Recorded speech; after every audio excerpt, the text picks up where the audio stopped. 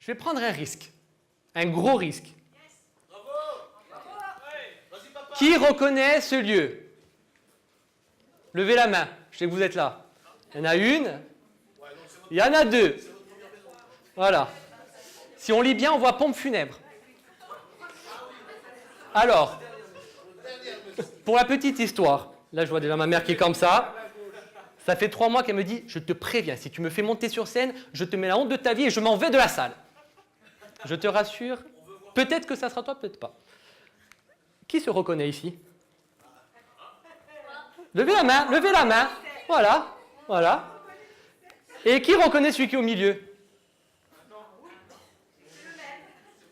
C'est mon père. Alors, je vous explique.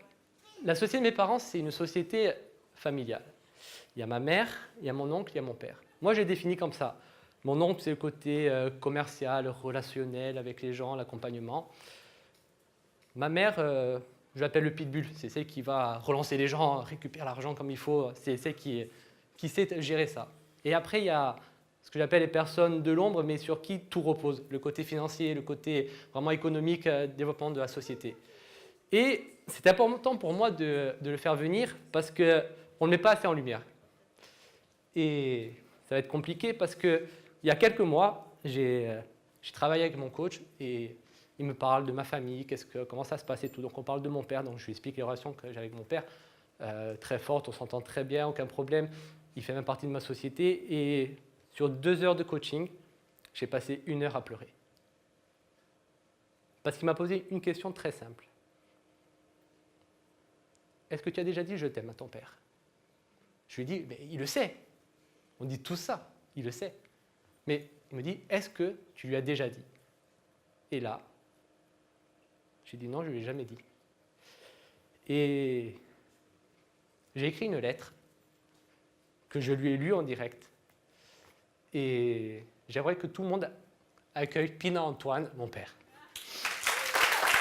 Je t'en prie, viens. Tu m'avais dit, moi si quelqu'un me pose des questions, je viens. Je t'en prie, viens t'asseoir. Allez, on l'encourage, on l'encourage.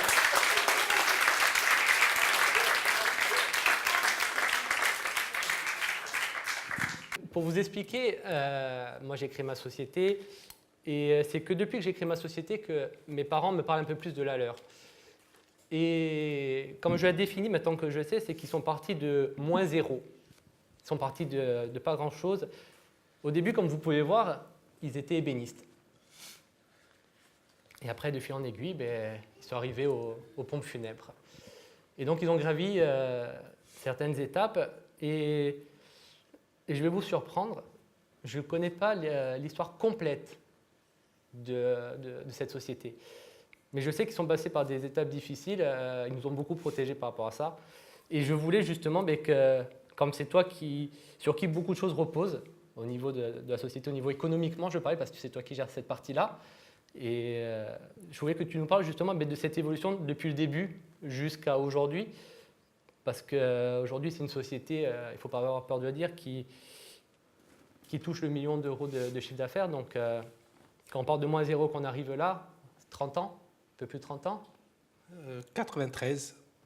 Voilà, donc je pense qu'on a eu de l'audace à un moment donné. Et je sais qu'ils ont pris beaucoup de risques, donc j'aimerais que tu nous parles vraiment depuis le début de comment vous êtes partis, comment ça s'est construit. Sachez qu'ils n'étaient pas au courant, hein, je vous promets. Je t'en prie, vas-y. Alors, il faudrait peut-être plus de 20 minutes pour en parler. On en a 18. 18 Il va falloir que je meuble alors. L'audace. On est parti de rien. On n'a jamais rien calculé. On s'est dit avec donc mon beau-frère et mon épouse, on y va. Enfin, plus avec mon beau-frère parce que quand on a débuté à la menuiserie, on n'avait pas d'argent et il fallait investir. Et avec mon beau-frère, on disait tiens, cette machine, elle est bien. On va peut-être l'acheter, mais sans le dire à Nocette, mon épouse, qui est sa sœur, parce que sinon, elle ne va pas être d'accord. Donc, on a acheté la machine Et on avait 0 francs, 0 centimes. On faisait un crédit, on a dit de toute façon, si ça ne marche pas, ils prendront quoi? La machine. Ils ne peuvent que prendre la machine. On a acheté une courailleuse, une toupie. Et puis après, on a avancé dans la vie. On avait le premier magasin que vous avez vu. La menuiserie était à côté du cimetière de Folélie. Et on avait donc les locaux en dessous. Et on se posait la question, qu'est-ce qu'on va en faire? C'était des garages. Qu'est-ce qu'on va faire de ces garages? On ne va pas vendre des meubles parce que, bon, à côté du cimetière, les gens ne vont pas venir. On a commencé à... On a dit, on fait les pompes funèbres. La première année, on a fait un enterrement. Mais bon, c'était un complément. C'était un plus par rapport à notre métier d'ébénisterie. Dans la région, on était deux. Il y avait 2 pompes funèbres. Et puis, à un moment donné, c'était un ami. Il a dit, regardez, moi j'en ai marre, je suis seul. Je vous donne votre entreprise, mon entreprise en gérance. On a dit, bon, pourquoi pas? On a pris l'entreprise en gérance et puis on s'est dit, bon, on va créer une société. Donc, c'est pas un poisson d'avril, 1er avril 93. Donc, on a créé la société et on s'est dit, on va pas sous-traiter. Parce que si on sous-traite, on est à la merci des uns et des autres. Il faut attendre les uns et les autres. Et donc, on a avancé. On est parti en formation. On a acheté du matériel toujours sans un centime. Et pour arriver, donc en 2010, on va faire assez vite parce que sinon c'est trop long. On a créé la chambre funéraire.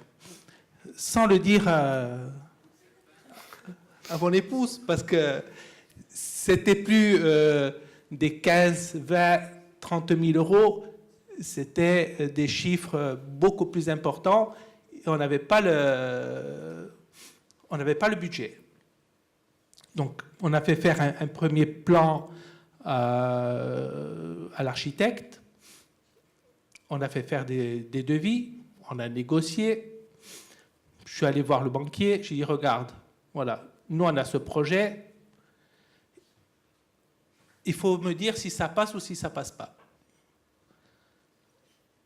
Il a étudié pendant un mois, puis au bout d'un mois, il nous a appelés, il a dit, bon, vous attaquez quand les travaux?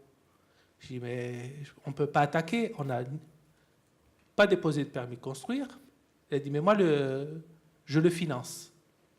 Et c'est parti comme ça. Et toute notre vie, ça a été de l'avance, allez, pas sans réfléchir, parce qu'il y a quand même une partie calculée, mais ça a été toujours, on fonce, on verra bien.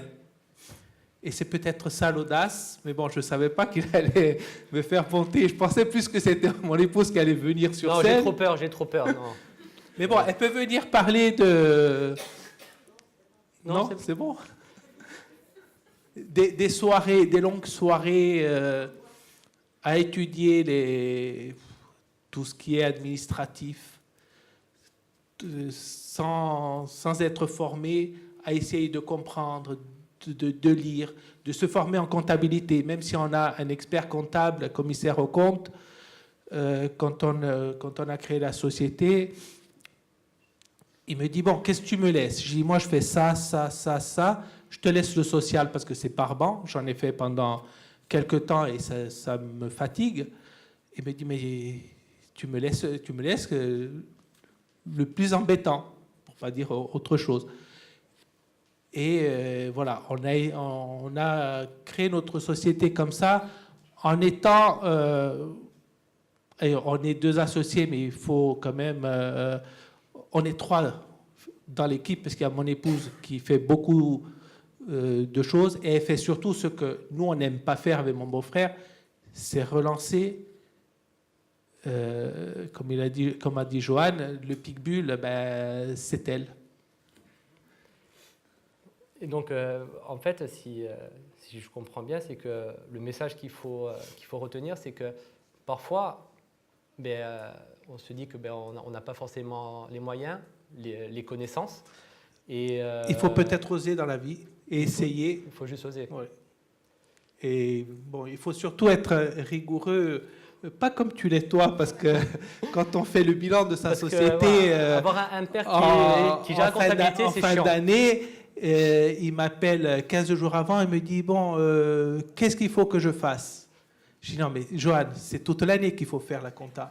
C'est pas 15 jours avant de voir l'expert comptable. Alors, moi, sur les statuts, il a 50%, donc je me dis, il va faire la comptabilité normalement. Enfin, logiquement, les parents sont là pour vous aider quelque part. 3 jours avant ou pas 3 jours avant. Hein? Donc, moi, je suis très content que tu sois monté et c'était très important de te mettre en lumière à un moment donné. Oh. Et j'espère que justement, vous avez trouvé de la valeur là-dedans, comme moi, je peux en trouver tous les jours à discuter avec mes parents, à avoir souvent mon père au téléphone pour la gestion de mon entreprise et surtout de la comptabilité. Mais voilà, toutes les histoires, peu importe le secteur d'activité, vous voyez bien, les pompes funèbres, c'est pas ce qui fait rêver en général. Et souvent on me dit, de toute façon, il n'y a pas de chômage là-dedans. Non, il faut pas se leurrer, c'est que là où ils en sont, c'est qu'il y a eu du travail.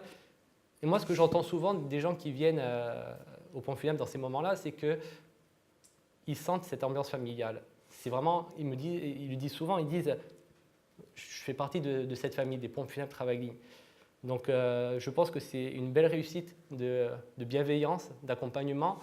Et je pense que mes valeurs aussi ont été dictées par cette éducation. Et j'aimerais que vous les applaudissiez avec moi, parce qu'ils le méritent.